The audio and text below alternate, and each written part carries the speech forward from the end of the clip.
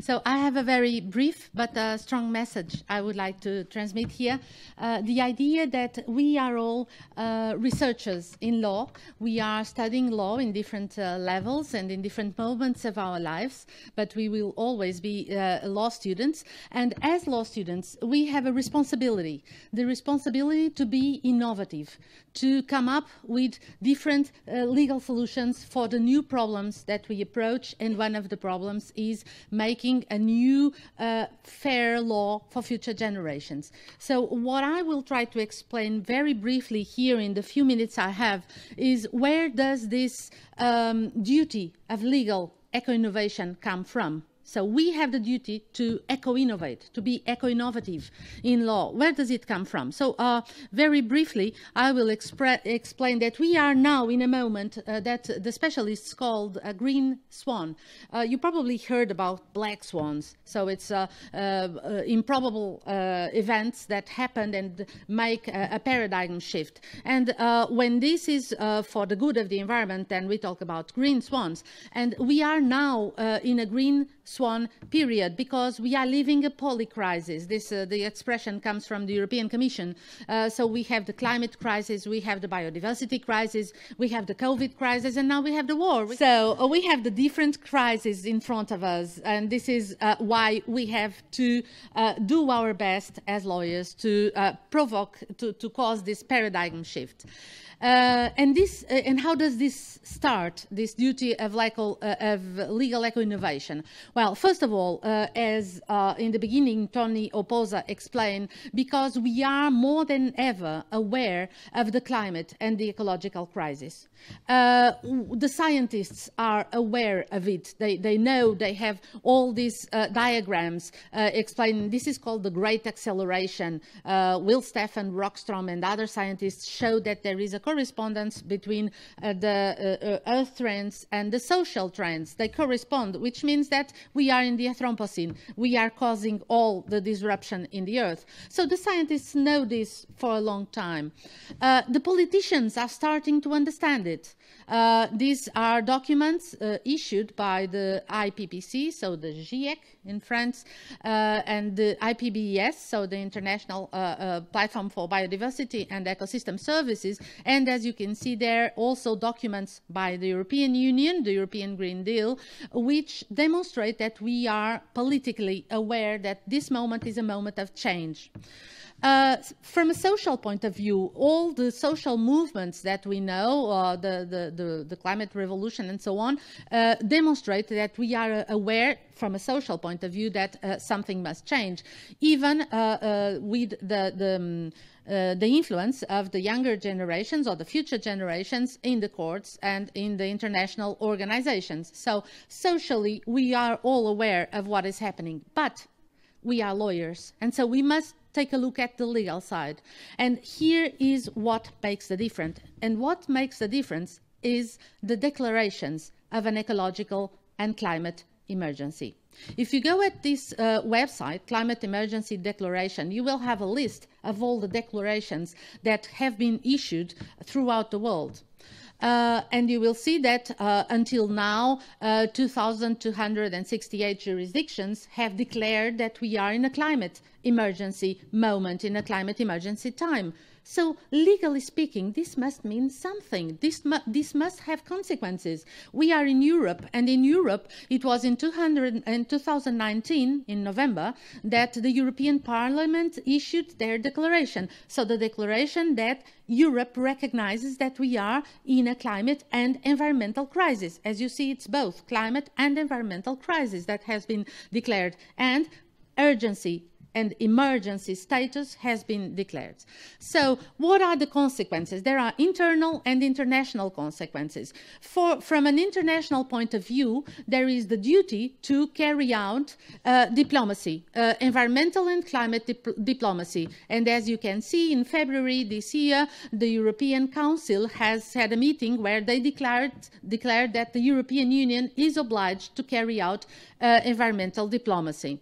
The other effect is what we call telecoupling, so being responsible for activities that are carried out far away from where we are.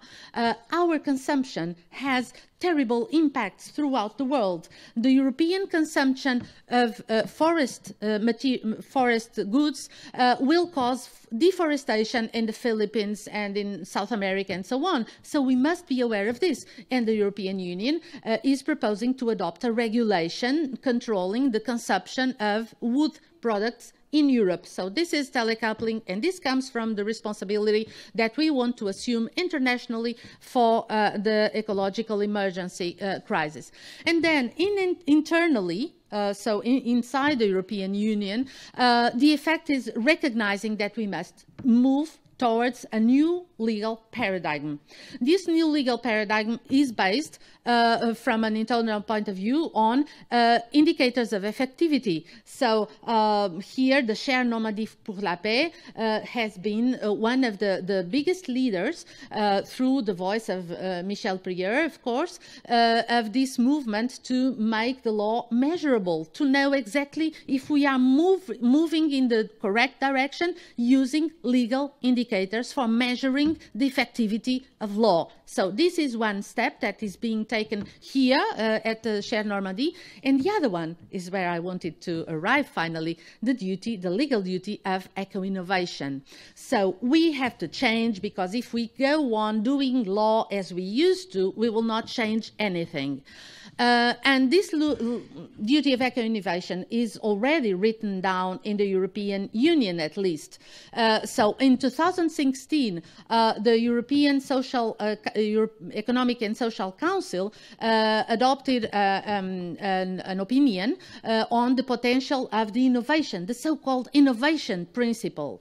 Now, in the Green Deal, you can read that the conventional approaches are not sufficient, so we have to come up with different innovative solutions. And we have publications of the European Union on the innovation principle. It is just starting. And we have the duty as lawyers to go further and explain what does it mean to be innovative in law, and how can we innovate in terms of methods, concepts, and so on.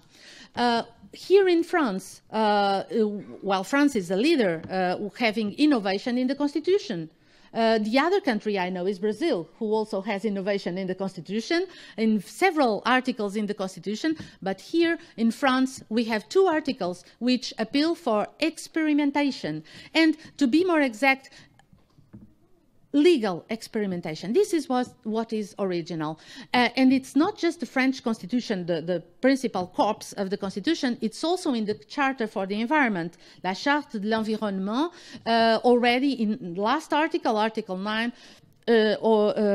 consecrates this duty of innovation. And it's not only about scientific or technological innovation. It is also social innovation, economic innovation, and of course, legal innovation. That's up to us because we are lawyers.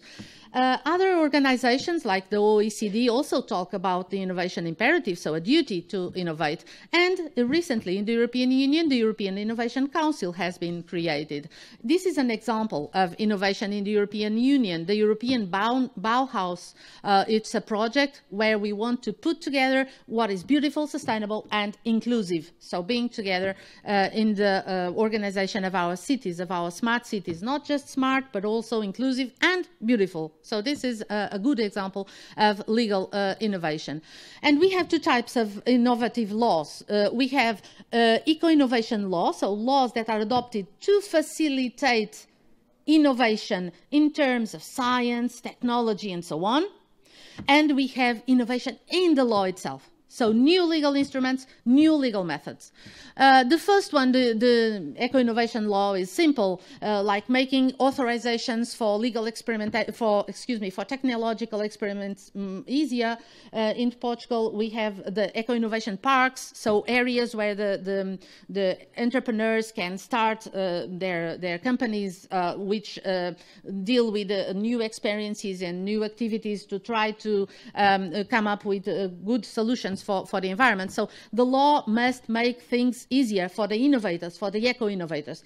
This is more or less what we already have with the movement for simplifying the law. But then we have the legal eco-innovation, which is a totally different thing. It's innovating the law itself, introducing new concepts in the law. And one of the concepts I was talking with Katie a while ago was the concept of climate as common heritage of humankind.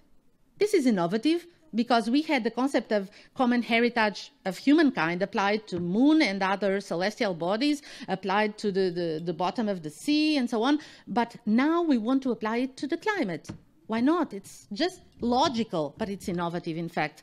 No one has ever written it, except for the Portuguese law. Since 2021, we have adopted a law where this nature and this status of climate has been recognized. So this is an example of legal eco-innovation that I wanted to bring here. And to conclude, this is important not just for us, but for future generations, because a law that is adopted in 2021 in Portugal will take its time to influence the rest of the world and to try to bring all the countries to recognize that, in fact, climate is a common heritage of humankind and we must protect it and we must leave it for our children and grandchildren and so on. So innovation is important for future generations, and as researchers, we have the duty to eco-innovate. Thank you.